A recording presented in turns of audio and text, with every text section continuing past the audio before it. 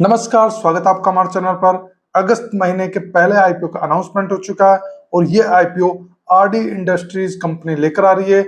आज की वीडियो में हम आरडी इंडस्ट्रीज आईपीओ का एनालिसिस करेंगे और जानेंगे कि इस आईपीओ से कितने लिस्टिंग की उम्मीद की जा सकती है, क्या इस आईपीओ को अप्लाई करना फायदेमंद होगा। लेकिन इस आईपीओ का एनालिसिस करने से पहले अभी 3 आईपीओ अप्लाई करने के लिए ओपन हो चुके हैं।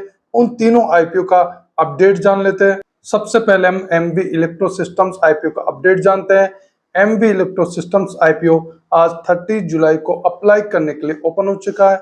इस आईपीओ के लिए एक दिन का टोटल सब्सक्रिप्शन 3.87 टाइम्स हुआ, जिसमें क्यूआईबी ने 0.87 टाइम्स सब्सक्राइब किया, एनआई ने 4 टाइम्स और रिटेल इन्वेस्टर ने 12.68 टाइम्स सब्सक्राइब किया। ग्रे मार्केट में इस आईपीओ के लिए अच्छी डिमांड है।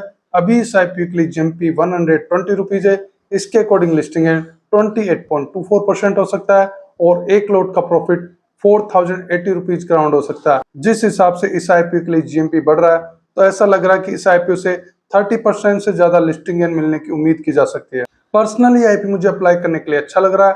आप इस आईपीओ को अप्लाई कर रहे हैं या अवॉइड कर रहे हैं, कमेंट सेक्शन में बता सकते हैं। चलिए अब दूसरे आईपीओ का अपडेट जानते हैं। दूसरा आईपीओ जूनिपर ग्रीन एनर्जी का आईपीओ है और ये आईपीओ भी एमवी इलेक्ट्रो सिस्टम्स आईपीओ के साथ अप्लाई करने के लिए ओपन हो चुका है।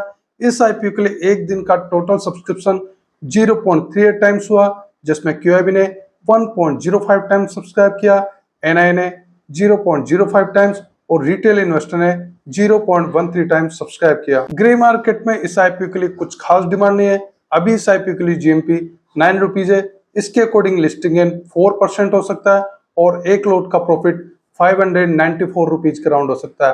पर्सनली मुझे लगता है कि इस आईपीओ से 5 से लेकर 10% लिस्टिंग मिलने की उम्मीद की जा सकती है। वैसे ये आईपीओ ज्यादा खराब नहीं लग रहा, फिर भी मैं इस आईपीओ को अप्लाई करने के लिए लास्ट डे 1 बजे तक वेट करूंगा।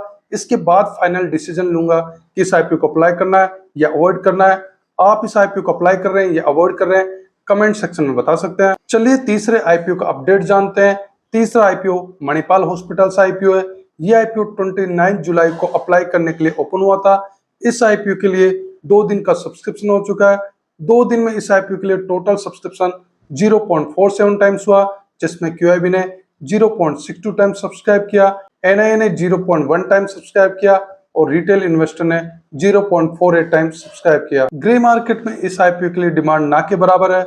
अभी इस आईपीओ के लिए जीएमपी 5 रुपीज है। इसके अकॉर्डिंग लिस्टिंग 0.85% हो सकता है और एक लोट का प्रॉफिट 125 रुपीज का राउंड हो सकता है। मणिपाल हॉस्पिटल आईपीओ में क्यूआईबी के लिए रिजर्वेशन 75% है। अक्सर ऐसा देखा जाता है कि जिस आईपीओ में क्यूआईबी का रिजर्वेशन ज्यादा होता है उस आईपीओ में जीएमपी तो कम होता है, लेकिन जब उस आईपीओ के शेयर स्टॉक एक्सचेंज में लिस्ट होते हैं तो उस आईपीओ की लिस्टिंग जीएमपी की तुलना में अनएक्सपेक्टेड होती है। जैसा कि आज लोहिया कॉर्प आईपीओ में हुआ। लोहिया कॉर्प आईपीओ के लिए 3 दिन का टोटल सब्सक्रिप्शन केवल 4 टाइम्स था और इस आईपीओ के लिए जीएमपी जिस हिसाब से चल रहा था उसके हिसाब से 4% लिस्टिंग मिलने की उम्मीद थी, लेकिन लिस्टिंग डे पर इस आईपीओ से लगभग 8% का लिस्टिंग मिला। लोहिया कॉर्प आईपीओ में डिसेंट लिस्टिंग का यही कारण हो सकता है कि इस आईपीओ में क्यूआईबी के लिए रिजर्वेशन 75% था और क्यूआईबी का डोमिनेशन होने की वजह से इस आईपीओ के से स्टॉक एक्सचेंज में ठीक ठाक लिस्ट हुए। लेकिन जैसा लोहिया कॉर्प आईपीओ में हुआ वैसा जरूरी नहीं है कि हर आईपीओ में हो।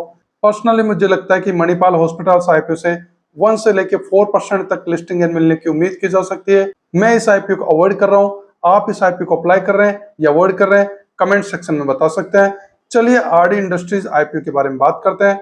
RD industries limited secondary metal industry में इंडियन लीडिंग कंपनी है जो डोमेस्टिक एंड इंटरनेशनल मार्केट को high quality lead metal supply करते हैं। कंपनी लेड एसिड बैटरीज और अदर लेड स्क्रैप को रिसाइकल करके हाई क्वालिटी लेड और लेड अलॉय बनाती है। कंपनी के प्रोडक्ट्स में refined lead, lead calcium alloys, lead antimony alloys, lead tin alloys और लेड कैडमियम अलॉयज है। ये 1,56,950 पर एनम रिसाइकलिंग की कैपेसिटी रखते हैं, जिसमें रिफाइंड लेड और कई प्रकार के लेड अलॉयज है। आरडी इंडस्ट्रीज लिमिटेड एक विशेष कंपनी है जिनके लेड इंगोट ब्रांड्स को लंदन मेटल एक्सचेंज द्वारा अप्रूव किया गया है। कंपनी अपने प्रोडक्ट्स को 7 कंट्रीज में एक्सपोर्ट करती है। इन कंट्रीज में Singapore, Hong Kong, south Korea, Switzerland, Japan, UAE, USA ऐसी कंट्रीज शामिल है। ये कंपनी 1993 में इनकॉर्पोरेट हुई। इनकी मैन्युफैक्चरिंग फैसिलिटी तिरुपति आंध्र प्रदेश में है। इनका कॉर्पोरेट ऑफिस न्यू दिल्ली में। कंपनी के प्रमोटर्स में ईशा गुप्ता, मिकुंज अग्रवाल और संदीप अग्रवाल है। अभी प्रमोटर की होल्डिंग 91.48% है। आईपीओ इश्यू के बाद में इनकी होल्डिंग 67.62% रह जाएगी। कंपनी का मार्केट कैप 1670.57 करोड़ है। ये तो कंपनी की प्रोफाइल की बात हुई। चलिए कंपनी के फाइनेंशियल देखते हैं। 2026 फाइनेंशियल ईयर में इनके असेट 363.33 करोड़ है। इनके असेट में अच्छी ग्रोथ है। रेवेन्यू 1168.88 करोड़ है। इनके रेवेन्यू में बहुत अच्छी ग्रोथ हुई है, जो कि 57% की ग्रोथ है। इनके रेवेन्यू में भी लगातार अच्छी ग्रोथ हो रही है। प्रॉफिट 84.68 करोड़ है। प्रॉफिट 155% इंक्रीज हुआ, जो कि जबरदस्त ग्रोथ है। 2025 फाइनेंशियल ईयर में भी इनके प्रॉफिट में अच्छी ग्रोथ हुई थी। EBITDA 147.08 करोड़ है। EBITDA में भी अच्छी ग्रोथ है। नेटवर्थ 147.38 करोड़ है। नेटवर्थ में भी अच्छी ग्रोथ है। रिजर्व्स एंड सरप्लस 96.42 करोड़ है। रिजर्व्स एंड सरप्लस में भी अच्छी ग्रोथ हो रही है। उधारी 182.75 करोड़ है। इनकी उधारी बहुत ज्यादा बड़ी है। केपीआई वैल्यू देखे तो ROE 81% है। ROE बहुत अच्छे है। ROC 44.26% है। ROC भी अच्छा है। डेट इक्विटी 1.25 है। डेट इक्विटी बहुत ज्यादा है। RONW 57.46% है। RONW अच्छा है।